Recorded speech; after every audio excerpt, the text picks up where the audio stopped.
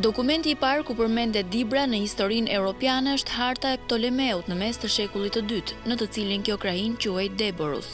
Perandori bizantin Bazili II I referohet gjithashtu në shkrimet e tij në vitet e mëvonshme. Sot, Dibra është e ndarë mes kufive shtetëror të Shqipërisë dhe Maqedonisë, por ajo që nuk është cënuar ndër shekuj është popullsia me shumicë shqiptare. Një vend ku turizmi ndërthuret shumë mirë me biznesin dhe ku kënaqësia e traditave të zonës miksohet më së miri me oportunitete për investime. Me këtë synim, zyra ndërkombëtare Invest Macedonia në bashkëpunim me Agjencinë Kombëtare të Turizmit për herë të parë organizuan një tur historik promovues në Dibër. Ky aktivitet tepër I veçantë sipas organizatorëve e realizoi misionin e tij për promovimin e turizmit, rritjen e shkëmbimeve tregtare dhe thellimin e bashkëpunimit ekonomik në të dy anët e kufirit. Qëllimi I këtij promoturi ka si fokus që të rrisë paketa turistike ndërkufitare dhe rajonale, si dhe rritjen e shkëmbimeve tregtare dhe investimeve. Si rezultati I këtij infoturi do të jetë që operatorët turistik shqiptarë dhe media shqiptare do të informohen me bukuritë detaje të qytetit të Dibrës dhe rrethinës, siç janë ligjat, spa qendrat, xhamitë e ndryshme, kishat, edhe bukuria tjera natyrore që I kanë pa operatorët turistik shqiptarë dhe mediat gjatë këtyre 2 ditëve. Ky është një aktivitet që ndodhen për herë të parë dhe janë të involvuar zyra ndërkombëtare Invest Macedonia Shqipëri-Kosovë, si dhe Agjencia Kombëtare e Turizmit të Shqipërisë dhe Bashkia e Dibrës, joint venture që ndihmon në rritjen e paketave turistike dhe shkëmbimet tregtare dhe investimet. Por nuk mjafton vetëm me kaq. Për të arritur gjithë këto gjëra duhet edhe ndërtimi I infrastrukturës. Për shkak se ne jena 2 vende aq të afërta, atë kena shkëmbime tregtare kaq të vogla. Agjencia turistike shqiptare, media dhe operatorë të ndryshëm të zonës patën mundësi të shkëmbejnë përvojat, por edhe të njihen me atraksionet e zonës, një gamë gjërë në këtë qytet të diskriminuar nga politika slave me bazë në Shkup. Kërkesa ka shumë për Maqedoninë, sidomos për Dibrën e Madhe, për ligjet, normalisht kjo zonë njihet për ligjet që ne po I vizitojmë dhe janë shumë të mira, ofrojnë kushte për të gjithë llojet e njerëzve, për të gjitha mundësitë, domethënë, duke dhënë shërbime shumë të mira dhe mjaft cilësore, nga kategoritë më ekonomike deri ato që shohim këtu që janë shumë luksose, domethënë. Është e mirë domethënë që klientët shqiptarë të bëjmë edhe një farë turizmi patriotik, dhe të vinë këtu domethënë të shfrytëzojmë këto mundësi. Pastaj kemi parë këto dy ditë kemi parë shumë bukuri natyrore, si dhe disa pika historike që domethënë edhe për të sjellë njerëzit për një weekend këtu mund të kalosh shumë bukur domethënë. Dhe me kthitja këtu domethënë ndihemi si në shtëpinë tonë. Banjat termale në Dibrën e Madhe janë konfirmuar në vitet e fundit me prepotencë si një destinacion serioz turistik, jo vetëm për turistët në moshën e tretë për shkak të vlerave kuruese, por edhe për moshat e mesme në kërkim të qetësisë së munguar.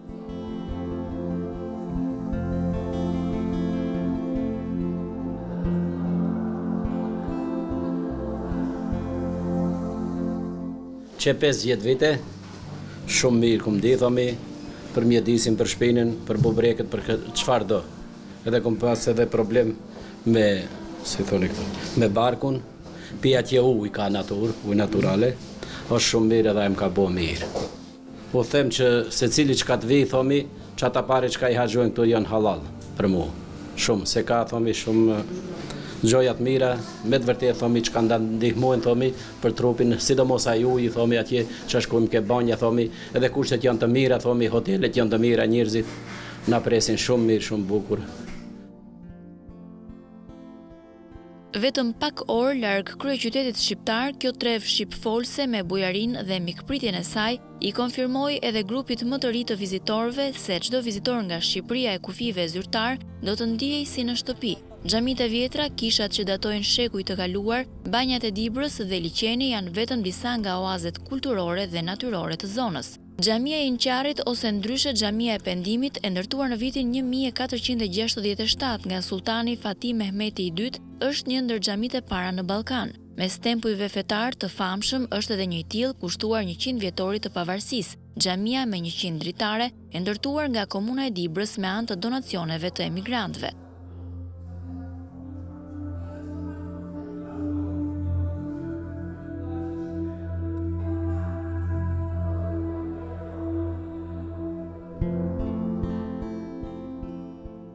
Manastiri i Shën Bigutit, i cili ka emrin Bigur dhe është ndërtuar në vitin 1836 nga babe birë shqiptar, Danieli dhe Mihali, u përvetësua në harkun e viteve nga slavo-macedonasit, të cilët i ndryshuan edhe emrin. Në këtë manastir gjenden piktura të ralla të bëra nga piktorët më të njohur të asaj kohe të Ballkanit.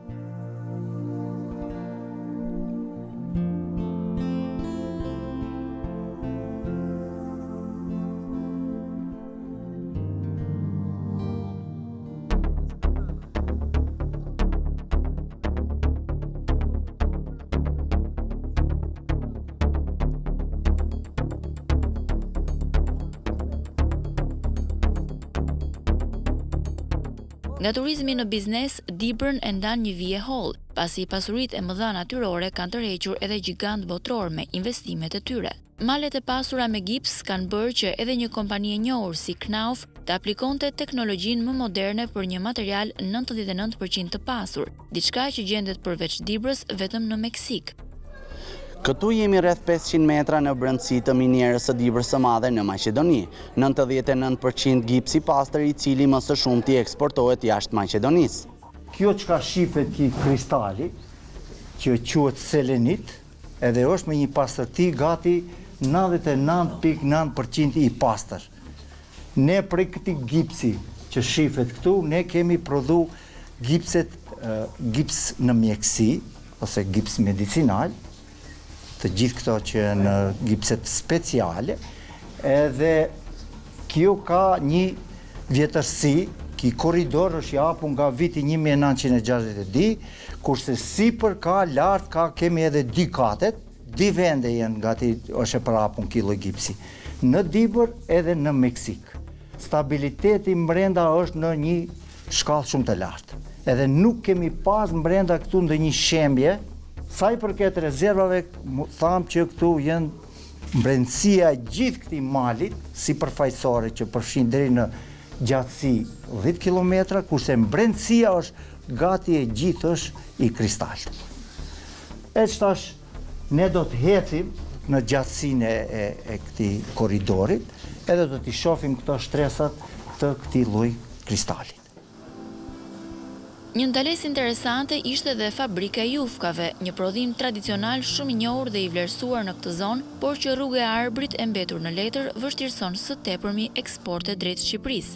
Kjo është një fabrikë ndërtuar prej vitit 1997 e deri tani. Këtë kemi bërë, kjo është fabrika prej 600 metrë katror, kapacitetin e ka deri 2400 kg në ditë. Momentalisht prodhojmë 1200 kg me 6 vetë të punësuar. Sipas nevojës, në qoftë se duhet mbrim deri në 2400 kg në ditë. Eksportojmë, eksporti bëhet për Shqipëri edhe një pjesë në Shtetet e Bashkuara të Amerikës. E më së shumti pjesa më e madhe shpërndahet në Maqedoni. Kemi disa lloje të jufkave, jufka Dibrani, tamam ato që i shihni, kemi edhe pasta shorta, makarona të disa llojeve, fide, tarana të shumë llojeve.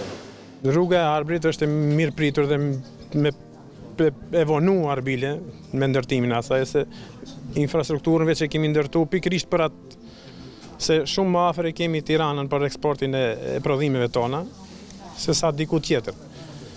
Nga këtu përballë nesh është fusha e Gjuricës, nga këtu Tirana s'mana 70 km. Kështu që me unis me 7 km në orën 8 të mëngjesit, nga këtu në orën 9 jem faktikisht në Tiranë. Kam një fermë e cila posedon rreth 600 kres dele, edhe një pjesë të fermës për momentin është jo funksionale për rritjen dhe zhvillimin dhe kultivimin e viçave. Kam pas një eksport për Shqipëri me viça, për momentin nuk jam duke e ushtruar atë aktivitet.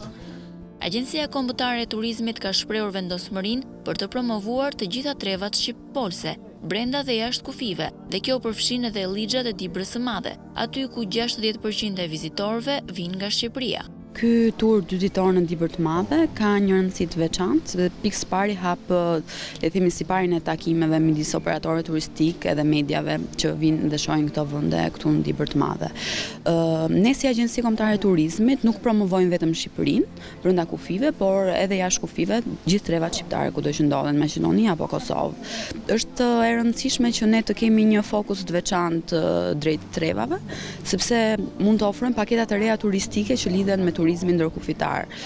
Këto paketa mund të preferohen jo vetëm nga turistët shqiptar, që mund të vizitojnë banjat termale, që datojnë që nga një periudhë shumë e lashtë historike, por edhe turistët e huaj që janë të fokusuar në këto pika turistike me rëndësi të veçantë. Dibra e Madhe nën brigjet e lumit të Radikës është një zonë e cila diskriminohet ekonomikisht nga qeveria e Maqedonisë, ndërsa mbetet me shpresën se qeveria shqiptare do të bëjë më shumë për një trev të shkëputur me dhunë nga kufit administrativ në harkun e historisë.